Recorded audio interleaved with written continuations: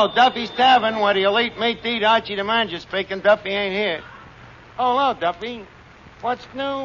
Nothing much. Messenger just brought a package from that weight-reducing place. You know, that one that's been trying to take that blubber off your fat wife. No, there's no message. Just a white flag. Huh? What else is new? Well, you know Mrs. Piddleton. Well, Abigail is now worth $100,000, thanks to Italy.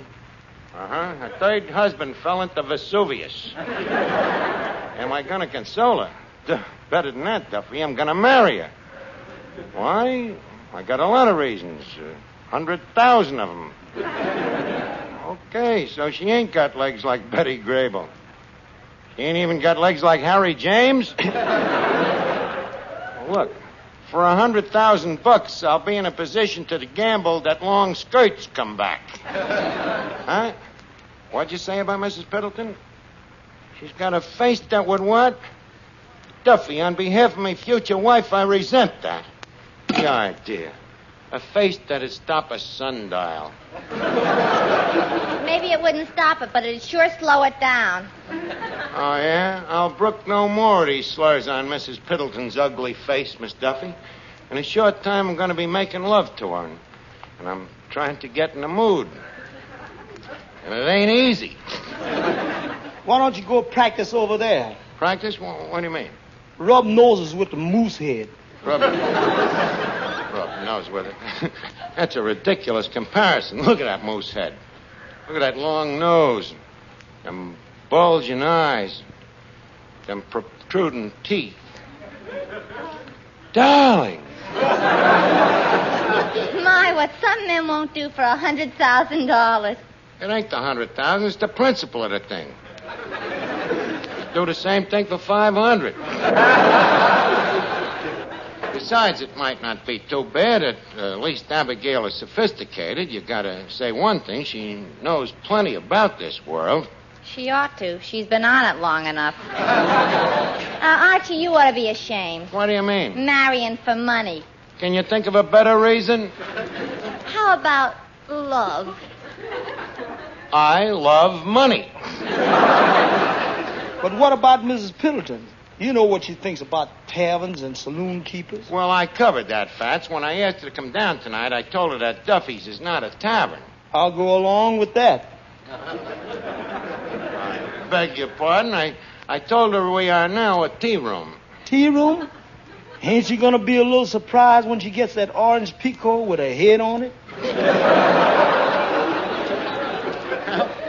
I'll just tell her it's the tea that made Milwaukee famous. Some tea room. Look at that painting up on the wall. The painting? Oh, well, she's been up there for years. You think the picture's a little too daring? Well, it ain't Washington crossing the Delaware. Better turn her around. We'll use it as a dart game.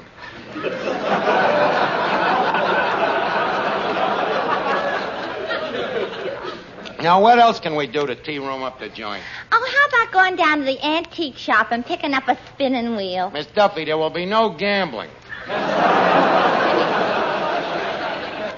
Now, leave us see if there's anything else objectionable that should be removed. Hello. Oh, hello, Finnegan. What you been doing all day? Oh, nothing much.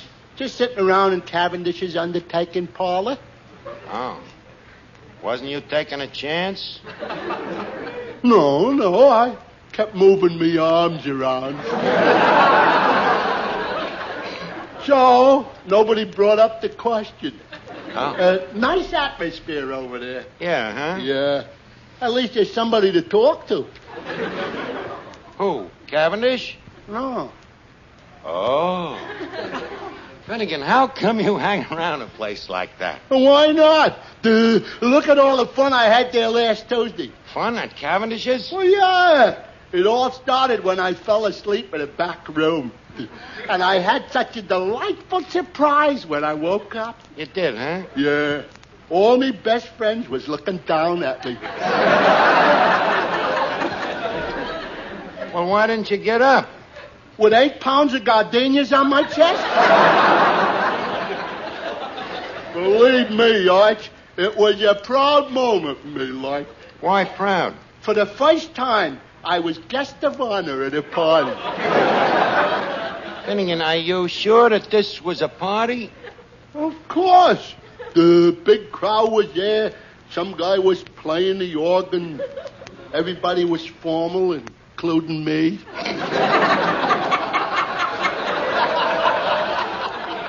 And boy, you should have heard the compliments I received.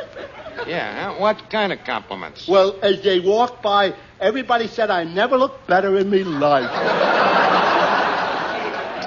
Finnegan, are you quite sure that they was complimenting you? Well, sure. Why else would they take me for that ride in the country? You had a nice ride, huh? Oh, yeah. Only when we got to the picnic grounds, the party started getting a little rough. What do you mean? Well, I didn't mind when some practical joker threw me in a hole. And then started throwing dirt in my face. But when that guy reached in to yank off me tuxedo, that was going too far.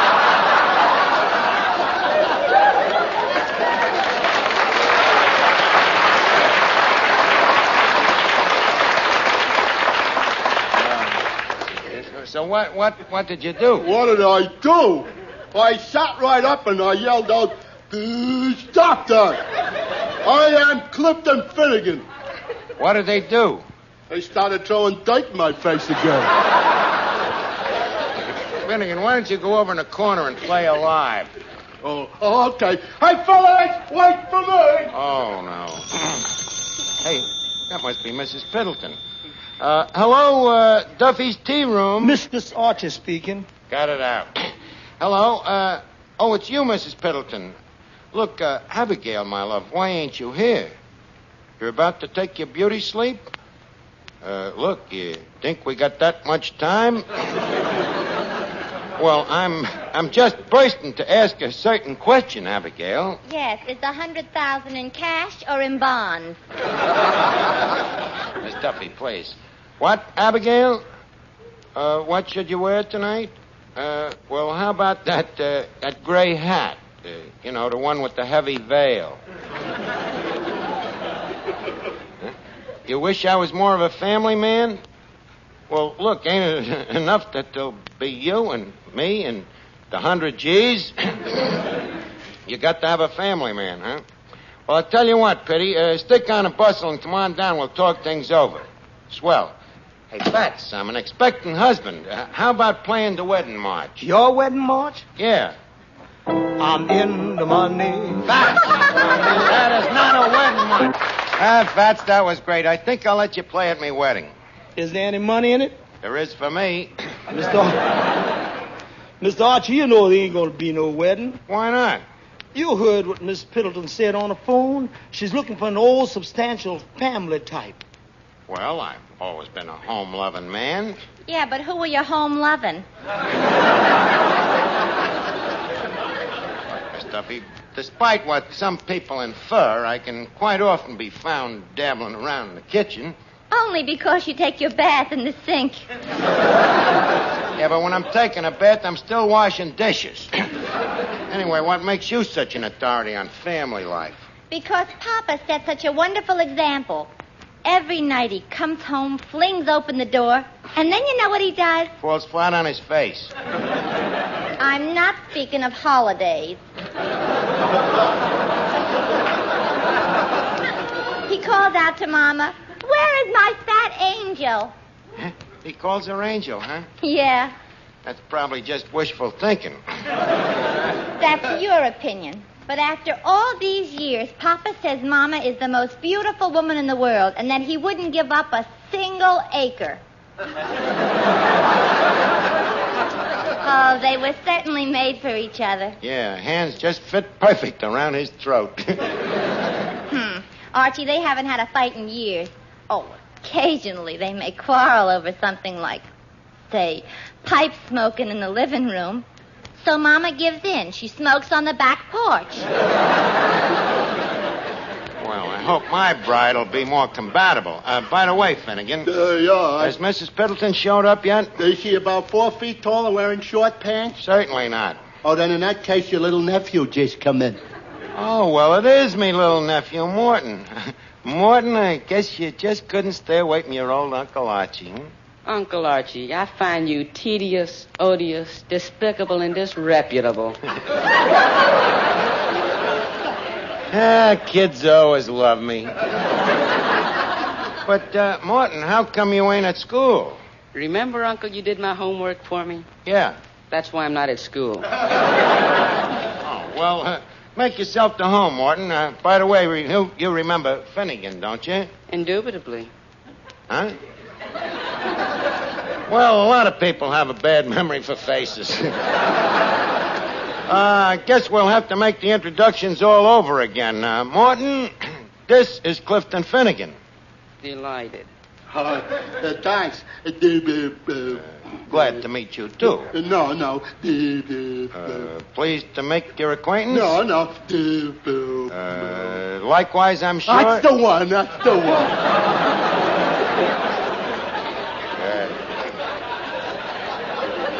You two ought to get along great together. What do you think of Mr. Finnegan, Morton?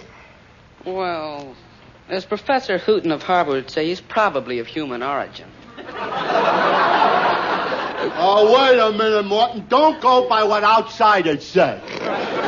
Finnegan, that was a compliment. Oh. Well, Morton, how's it feel to be back in the tavern? I can answer that by asking you a question. What? Did I see a snake just pull its head in that bottle? Or is it merely the airwick going down for the third time? Very clever, Morton. Too bad I ain't got a son like you. Hey, wait a minute. Mrs. Piddleton wants a family, man. So? Morton, my son. What? Finnegan, meet me new son. Gee, Archie looks just like Morton. I am Morton. Oh, well, that explains the resemblance. Uncle Archie, you mean I'm to help foster this delusion by impersonating your offspring? I ain't asking you to do that. I'm just asking you to call me Pop. That's all. But what about Mrs. Piddleton? What about her? Won't she get wise that the kid is artificial? Not at all. I'll be honest with her. I'll just tell her the kid is a result of a distant marriage.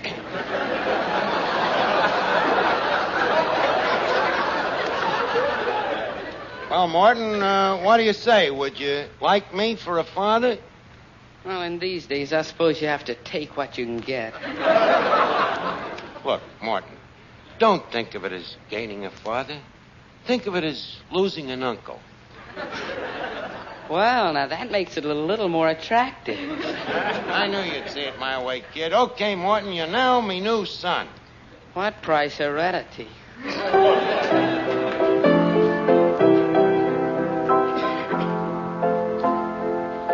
Look, Mr. Archie, you ain't gonna fool Mrs. Piddleton with that father stuff. What do you know about being a father? Well, I never raised no kids of my own, but what's to do it? When they're babies, you give them a bottle. When they're little kids, you give them a lollipop. And when they're in the teens, you give them ice cream. And when they're grown up, back to the bottle again. Hey, Archie, Damon's just coming through the door. Sideways? Yeah. That must be Mrs. Piddleton. Bats. Yeah. Kindly announce Mrs. Piddleton. Okay. Bats, don't be such a wise guy. Archie, you dear boy. Well, welcome to our tea room, Mrs. Piddleton. Or may I call you Abigail? Oh, please, no. Lover? Oh, no. Wife? Oh, no. Try mother. But we'll save the name calling until after we're married, but I'm forgetting the jovialities here. First, Mrs. Piddleton, may I express me heartiest condolences on your late demented husband. Well, Archie, Hiram was a fine man. And no one can say he wasn't thoughtful enough. To die? Certainly not. I mean, he left me quite well off. Oh, but I'm finding out that even money has its worries. Abigail, leave me share your worries. Archie, I think it's a little too late for us. Years ago we should have met. Just think. We could have spent our time attending symphonies, going to the opera, enjoying chamber music, listening to lectures. Well, maybe it's just as well. A pace like that would have burned us out by now. Excuse me. Hello? Huh? Oh. Okay. Mrs. Piddleton, we got to get married right away. Who was that on the telephone? The finance company. Archie, are you only interested in me for my money? Oh, perish forbid. Now, come on, leave us hold hands here in the corner booth, and I'll show you. Fats, put out the lights. Okay. Thank you. My, Abigail, you look good in this light. Oh, dear boy, you're such a flatterer. Leave me hold your hand. My goodness, your hand is much smoother than I expected. Archie, you're holding my alligator bag.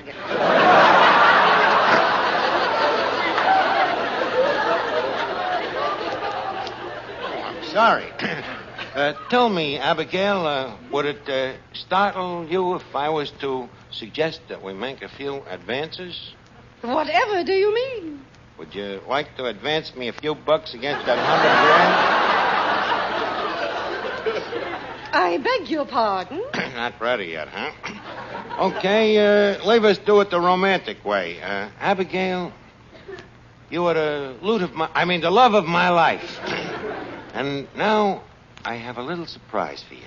Close your eyes. All right. Archie, take your hands out of that alligator bag. Abigail, I resent your inference. Are you suggesting that I, the manager of a prosperous tea room, would stoop to filch you for a couple of crass bucks? Well, that's another thing, Archie. What? This tea room. What about it? You don't fool me a bit. In what respect? Well, tea rooms have lace curtains and dainty furniture and vases on the floor with flowers. Well, our vases used to hold flowers, too, but the tobacco juice killed them.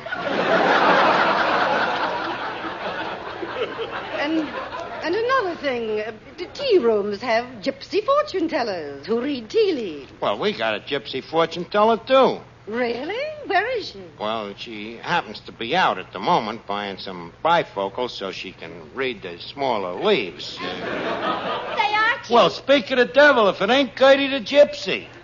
What? I am so glad you have returned, gypsy fortune teller. Oh. I am the gypsy, and I know many things, for I walk by night. Gertie, know please the secret. stick to the tea leaves. Never mind what you do by night.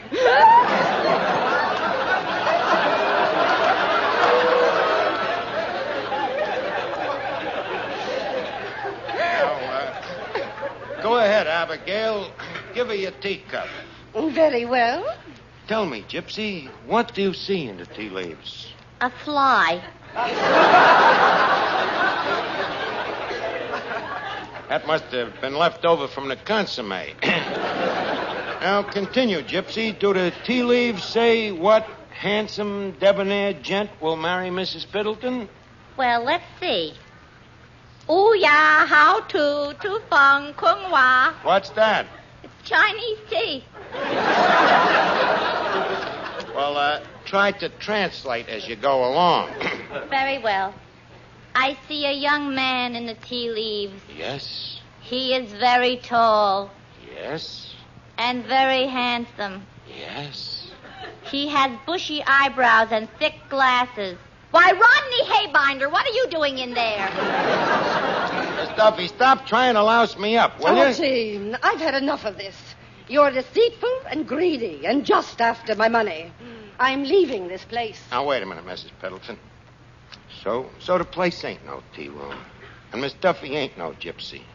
And I am throwing an extent after your dough. But it ain't for me own vile purposes. It's just that I was Sort of thinking of the kid. The kid? Yeah. My little son, Morton. Archie, you a father? Did I let it slip? But where is the mother? Well, I'm sorry you brought that up. It's a pretty sad story. Oh, what happened to her? She was killed in the crash of 29.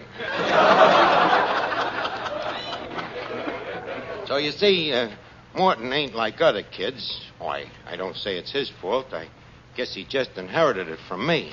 What's the matter with him? He's a genius. Studies day and night. Always under a microscope. So you're a family man after all. Well, for the moment, yes. But Morton may not be with us very long. Why not? We can't afford the operation. What operation? Doctor says the kid's got to be operated on for the pickets. The what? The pickets. Malnutrition, you know. Got it from eating too much scurvy.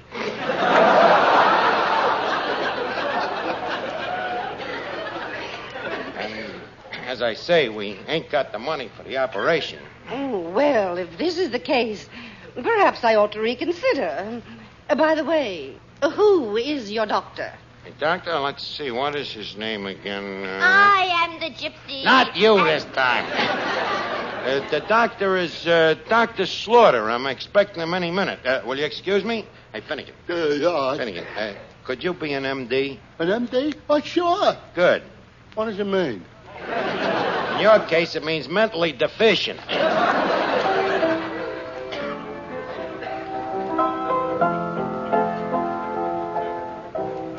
Now, you got it, Finnegan? I got it, Art. Okay.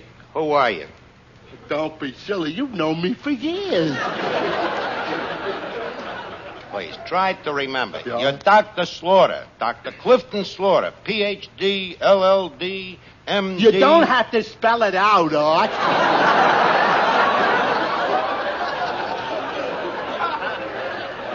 Well, I figured I'd be on the safe side. Now, what do you do first? I take out the kid's pulse. No.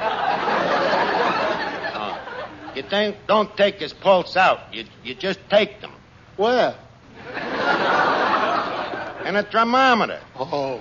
Then you look through your stethoscope to see if he has any symptoms of cardiacs in his heart, see?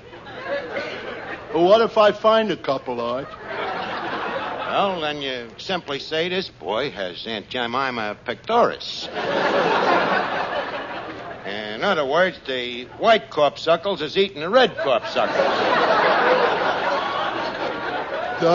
Look, Art, this is an awful lot to remember. Couldn't we just break the kid's arm? Don't louse me up again. Well, don't worry, Art. Just depend on me. I won't let you down. Promise? Promise. Man to beast? Man to be.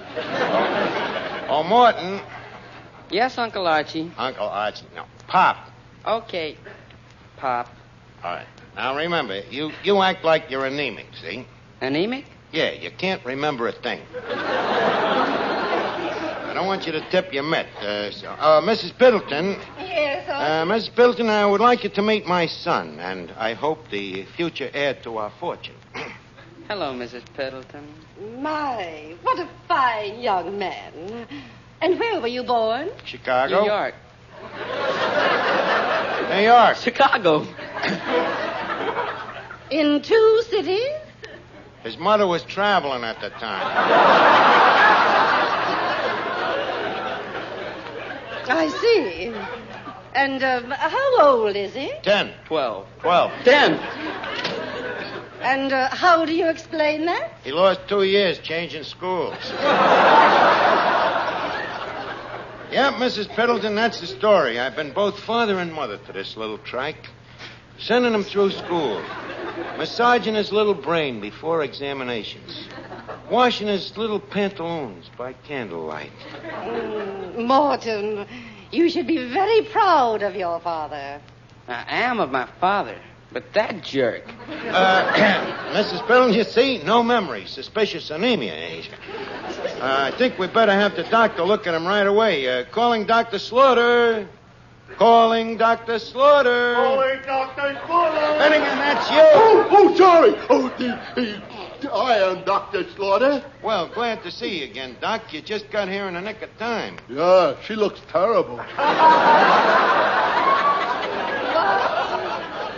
Finnegan, the patient is Morton over there. Well, in that case, let me take out my thermometer.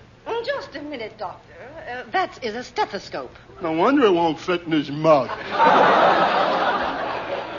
Look, Doc, what do you want the kid to do? You want him to stick out his tongue? Why, is he mad at me? Archie, what's the matter with this doctor? Well, he's a little dizzy. He spent the last 6 months testing cigarettes.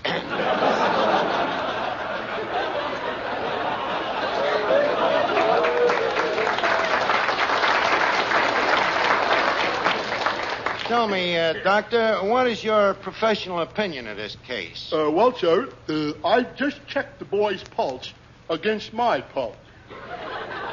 Yes? One of us is dead.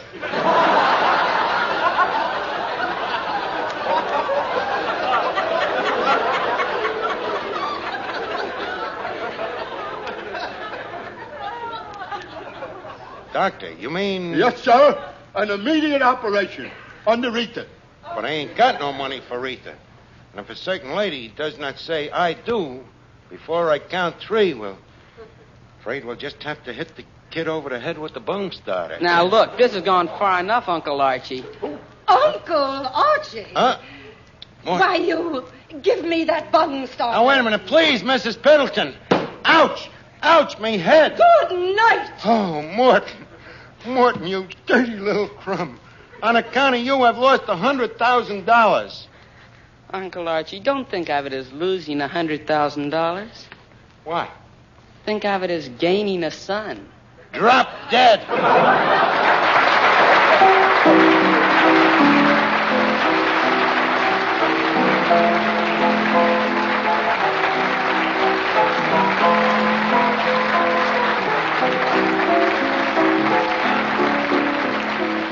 Listen again next week, friends, to Duffy's Tavern, transcribed by NBC.